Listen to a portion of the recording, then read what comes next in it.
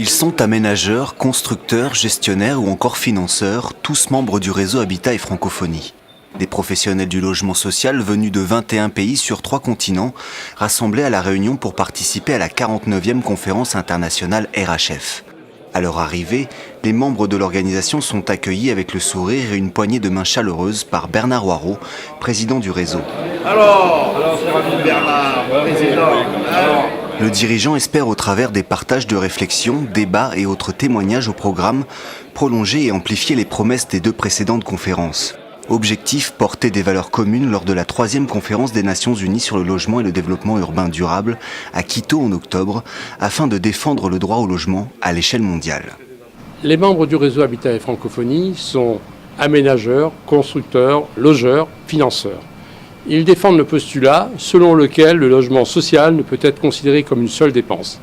C'est un investissement. C'est un investissement avec des retombées très importantes en matière sociale, en matière sociétale, en matière de développement durable et en matière de développement économique. Les conférences du réseau enrichissent cette réflexion, enrichissent cette idée que nous défendons à travers le monde, dans les pays francophones, et que nous portons sur la scène internationale, notamment à l'ONU Habitat. Pour atteindre son objectif, le réseau Habitat et Francophonie pourra s'inspirer du modèle réunionnais en matière de logement social, notamment grâce au retour d'expérience de l'ARMOS, Océan Indien, qui chapeaute l'ensemble des bailleurs de l'île, soit 7 entités pour 180 000 personnes logées et 65 000 habitations gérées en 2014, le tout en coordination avec l'État via le département et la préfecture. Nous sommes à 850 000 habitants, mais en 1946, on était à 250 000 habitants.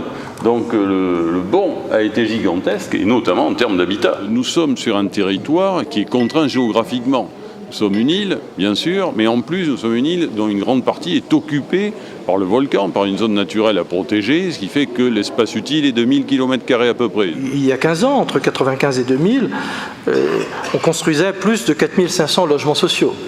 C'est également ce qui s'est produit dans les années 2012-2013. J'ai montré comment ce modèle qui s'est adapté aux réalités insulaires de l'outre-mer, par notamment la défiscalisation, c'est-à-dire un soutien à l'investissement productif plus puissant que celui qui existe dans l'Hexagone, peut inspirer d'autres bailleurs sociaux du monde francophone, nos voisins de l'océan Indien, nos voisins d'Afrique, et leur permettre, à partir d'une réflexion sur l'adaptation d'un système français à l'environnement réunionnais, leur permettre de trouver eux-mêmes des solutions qui soient profondément ancrés dans leur territoire.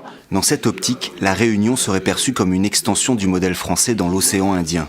Un modèle qui, selon certains invités comme André Hichet, président de la SNI et membre du comité de direction de la Caisse des dépôts, peut à bien des égards servir d'exemple. Le logement et l'habitat est une problématique politique essentielle, fondatrice de la vie en société, du développement économique.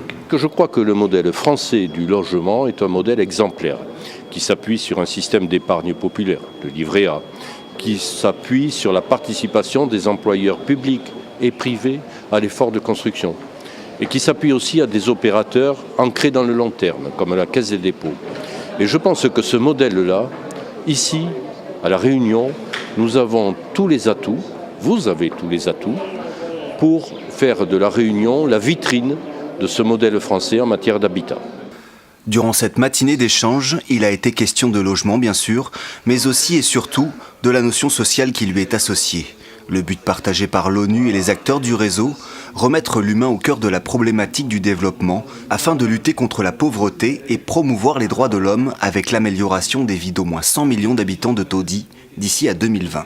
Nous intensifions les efforts pour pouvoir essayer de montrer des bonnes pratiques, définir des lignes directrices qui puissent inspirer les autres pays dans la région. C'est vraiment quelque chose qui est au cœur de notre travail. Quand on travaille sur les questions du logement, ce qui nous motive c'est pouvoir réaliser le logement en tant que droit humain, le droit des personnes à avoir un logement convenable, donc avec l'accès aux services de base, avec la sécurité foncière, vivre en paix et sécurité dans leur maison. Et pour nous, comme le soulignait la présidente du Conseil général, l'importance du logement, c'est beaucoup plus qu'une simple construction. C'est un construit social. C'est pas à propos de loger les gens, c'est vraiment à propos de leur habitat. Au sein des invités de la conférence, de nombreux représentants du continent africain. Parmi eux, des émissaires sénégalais, centrafricains, tunisiens ou encore maliens sont intervenus pour témoigner des difficultés vécues dans leurs pays respectifs en matière d'accès au logement. Le logement a besoin de ressources importantes, de ressources stables sur une très longue durée que nos budgets ne peuvent pas supporter.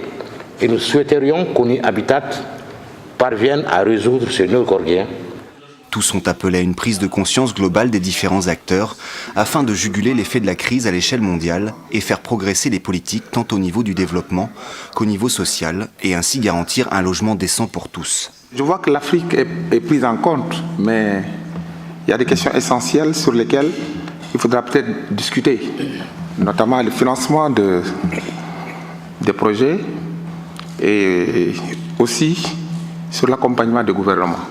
Le Sénégal, témoin d'importance, puisque membre du comité préparatoire de la conférence Habitat 3 des Nations Unies, cet événement de premier ordre, co-présidé par la France, aura lieu du 17 au 20 octobre prochain à Quito en Équateur, sur le thème du développement urbain durable en tant que solution d'avenir de l'urbanisation.